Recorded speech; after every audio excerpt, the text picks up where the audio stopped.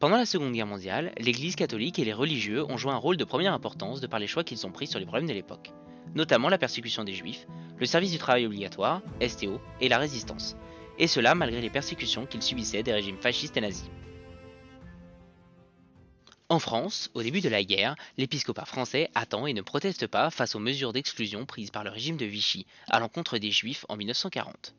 Plus tard, à contrario, en 1942, certains évêques et archevêques s'expriment publiquement contre les déportations à l'encontre des Juifs, comme Jules Saliège, l'archevêque de Toulouse, qui exhorte les prêtres en les invitant à protester de la façon la plus énergique, du haut de la chaire, contre les déportations de Juifs.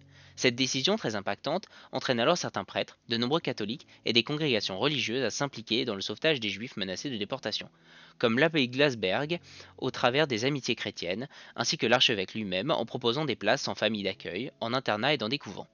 Au travers de ces actions, ils ont aidé l'œuvre de secours aux enfants, OSE, permettant ainsi le sauvetage de 2400 enfants juifs. Ce qui voit certains d'entre eux d'être reconnus juste parmi la nation, tandis que d'autres restent passifs. Cette décision cause aussi des complications sur le plan politique face au gouvernement de Pierre Laval, qui riposte directement en convoquant le nonce apostolique. Il déclare alors que si le clergé venait à donner asile aux juifs destinés à la déportation, dans des églises ou des monastères, il n'hésiterait pas à les en faire sortir à l'aide de la police. Officiellement, l'épiscopat français dans son ensemble, pour ne pas éveiller de soupçons, continue à condamner la résistance comme un acte de désobéissance à un pouvoir légitime.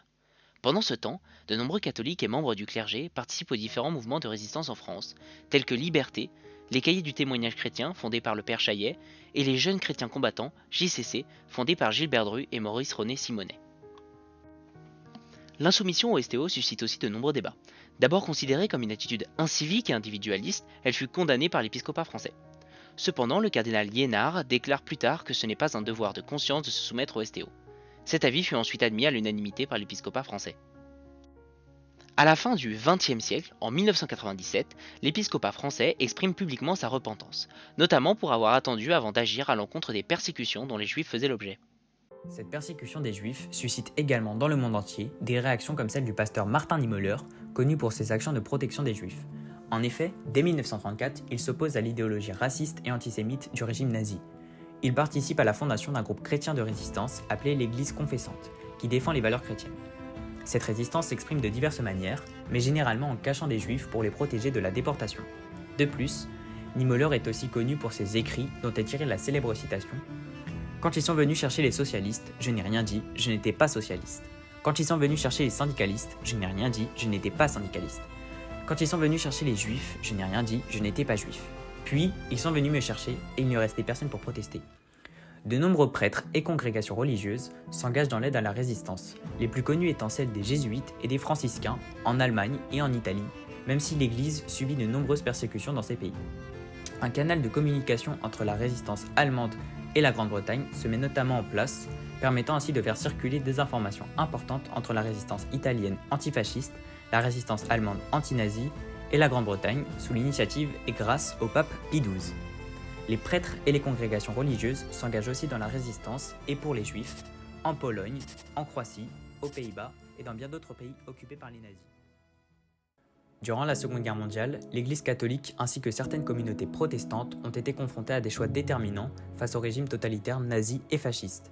Si l'épiscopat français et certaines institutions religieuses ont d'abord adopté une attitude de réserve, de nombreuses figures ecclésiastiques ont fait preuve de courage en dénonçant les persécutions et en s'impliquant activement dans le sauvetage des Juifs, malgré les dangers encourus. À travers l'Europe, des hommes et des femmes de foi ont utilisé leurs réseaux et leurs églises pour protéger les persécutés, faciliter la circulation des informations et soutenir la résistance.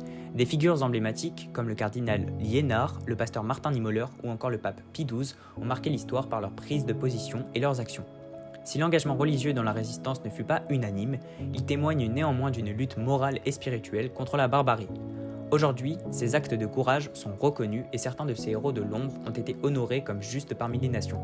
Cette mémoire rappelle que même dans les périodes les plus sombres de l'histoire, la force des convictions peut mener à des actes de bravoure et d'humanité.